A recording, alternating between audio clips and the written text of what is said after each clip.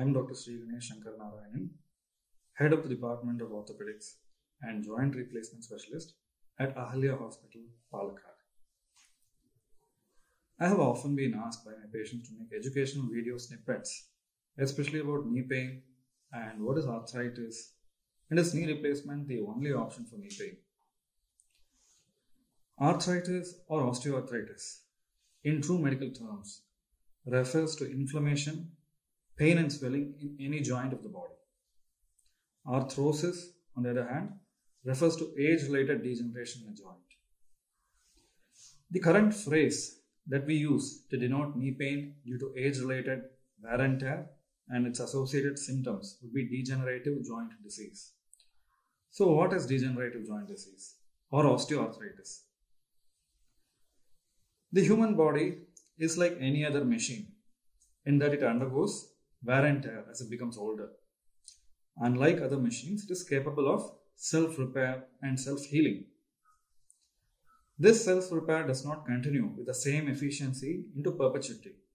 As we age, this repair process becomes less and less efficient, and the result of wear and tear is more pronounced. The knee, for instance, consists of the femur or the thigh bone and the tibia or the leg bone. And in the middle of these two, we have the patella or the kneecap.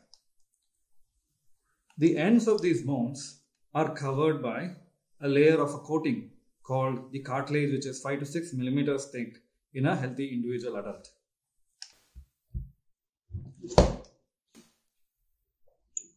This coating, along with a little bit of a fluid within the joint called the synovial fluid, helps lubricate and helps in the smooth mobility of the joint or the smooth movement of the joint while walking and while bending your knee and sitting down, squatting. And this joint is subject to enormous forces. The forces of the weight of the body on one hand and the shearing force during movement. And these forces tend to wear down the cartilage. In life, usually there is a balance between the damaging forces and the repair process. However, as we age, the damaging forces tend to overtake the repair process and we develop degenerative joint disease. Early on, this damage is limited to a few small areas where there are spurs or irregular bone growth called osteophytes. And the affected individual at this stage is said to be in stage 1 of degenerative joint disease.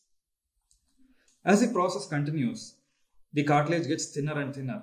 And if there is noticeable depletion of the cartilage, it becomes visible on an X-ray or a radiograph, and this would be stage 2 of degenerative joint disease. And as the cartilage further thins out, there are underlying areas of bone which are visible devoid of cartilage, and that would be stage 3. And in stage 4, there is so much thinning that bone becomes completely visible on either side of the joint, and it starts rubbing or grating against the other bone. And this rubbing or grating also wears down parts of the bone, deforming the bone and causing a deformed joint.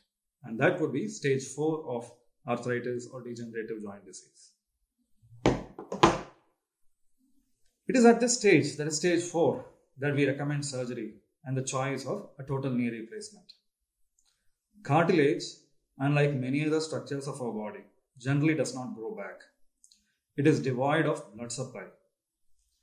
Stem cell therapy, cartilage transplantation, autologous chondrocyte implantation, which have all been tried, show promising results only in earlier stages of arthritis.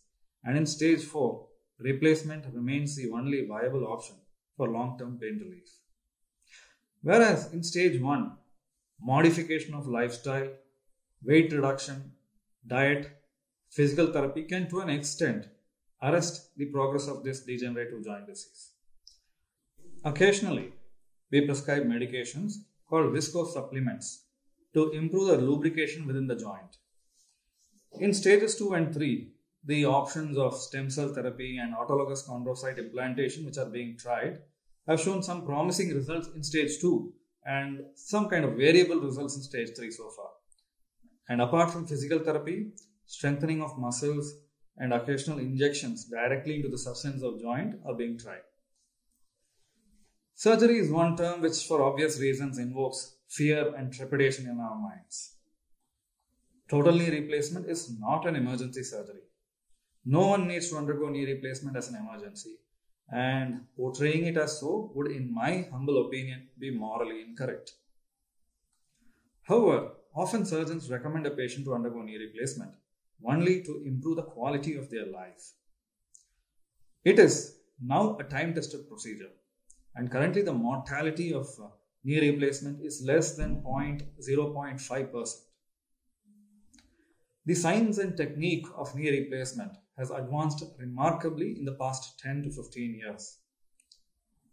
Today, we perform computer navigation assisted knee replacement to greatly enhance the precision of surgery. Unlike earlier days, we do not today need to cut open the knee fully to operate, and a few centimeters opening is used using minimally invasive and muscle sparing techniques. So the strength of the muscles around the knee is preserved, enabling the patient to walk within a day of the surgery most of the time. Advances in anesthesia have helped in performing the surgery safely, even in those with heart diseases and other comorbidities. And the implants used are also better, with oxynium and titanium implants which have an extended lifespan. High flex knees give maximum mobility and allow an individual to climb stairs with ease and sit in low-lying places and low chairs.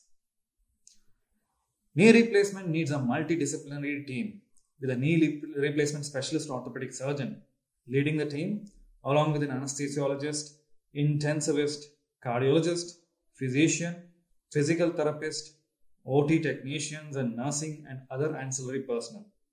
And this team works in a concerted and coordinated manner to give a safe, pain-free, and hassle-free experience to the patient. Patients are usually allowed to walk within 24 hours of the surgery and with support, and they can go home within 4 to 5 days in most instances. Most walk without support within 10 to 12 days and are back to normal daily routines by 3 weeks. Currently, it is one of the most successful surgical procedures in the world and continues to improve every day.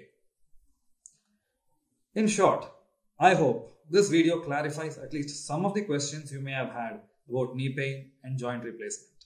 And if you have any further queries, please feel free to get in touch with me or my team and contact the following email ID and the website provided here.